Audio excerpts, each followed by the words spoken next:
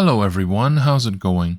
In this video, we will talk about GTII, its trading potentials, if the stock deserves to have a place in your portfolio, and why there could be a massive gain that's possible from not just the ongoing short squeeze, but the company itself. Before I begin today's topic, if you appreciate my content and would like to support my channel, please give my videos a like, comment, and subscribe to my channel. Also, please consider to take a look at the affiliate links down in the description. For the Amazon link, you can simply save it as your bookmark so that every time you purchase anything from it, a commission can be paid to me without additional costs for you. Thanks for your support, it means a lot to me. And with all that being said, let's start today's video. During today's trading session, GTII share price went up from around $1.75 to around $1.85, which is a significant increase over the course of just one day. The momentum has been maintained with the market support and the expectation that things can get even better from there onwards. The $2 level remains a very significant resistance level, and we have to remember this. And right now we are approaching it. If the stock can go beyond the $2 level and remain there, like in any substantial amount of time, then I think that it's going to be a very important step and a milestone for GTII. Of course, the possibility of going down is obviously there, and it remains significantly so as well. But given the amount of supports and potential support regions, it's going to be very choppy, with the 50 cents level being the most solid support region that we have. And this is why the support region can be expected to reach that level before it rebounds. The focus on GTII, let's not forget, remains on the short-term swing trades and the short squeeze gains. And I think that the stock will be able to deliver something to us as long as we're prepared for either quick retracement, and also I would say that as long as we are ready for quick profit takings. Because remember, we're here for the volatilities. So whenever the volatility is there, we have to seize the momentum and the opportunities. Global Tech Industries Group, trading under the ticker symbol GTII on the OTC market, is a company based in Nevada, focused on acquiring growth and startup companies to build its portfolio of promising companies for tomorrow. So simply put, it is an acquirer whose value depends largely on the expertise, assets, research, and people that they buy within the sectors of technology and growth companies. The reason why this kind of structure can be attractive is because the narrative is not only interesting, fresh, but also flexible and can adapt to whatever that is currently trending in the market.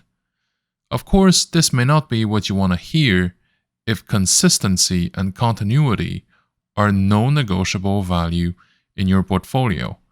But for market participants who simply want to make a quick buck, by buying low and sell high, this is actually a very interesting position to have.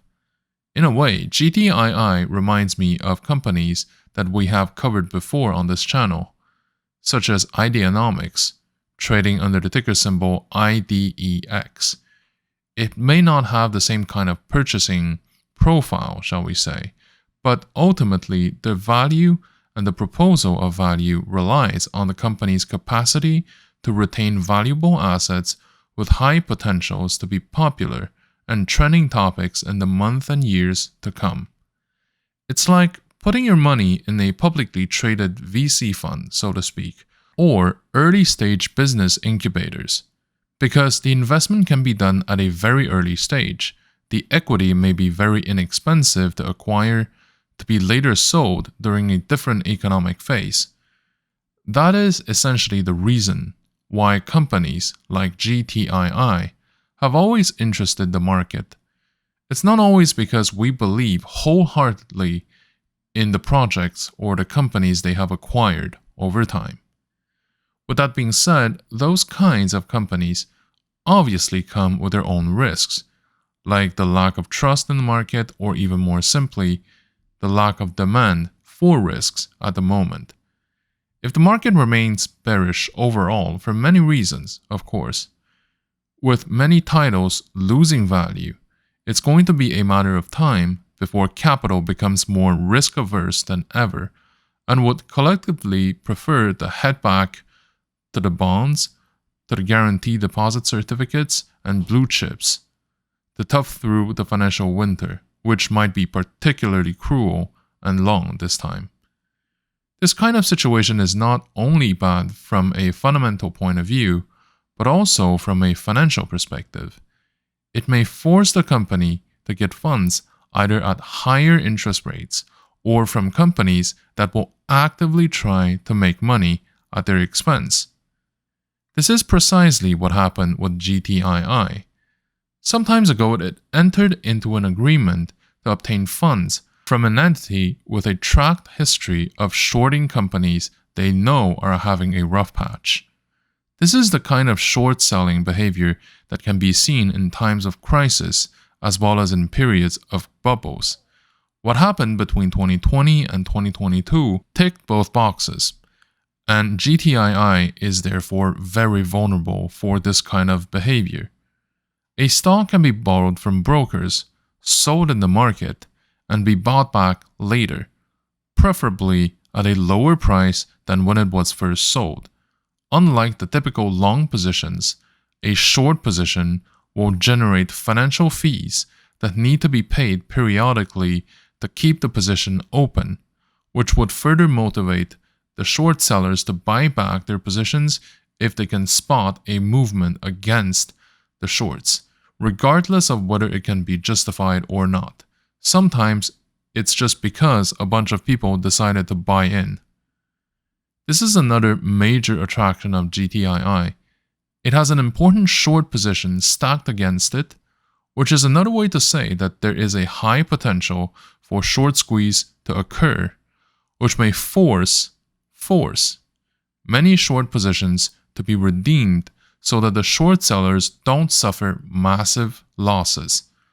Now, we have to remember that if we have long positions, the potential loss is between the entry price and zero.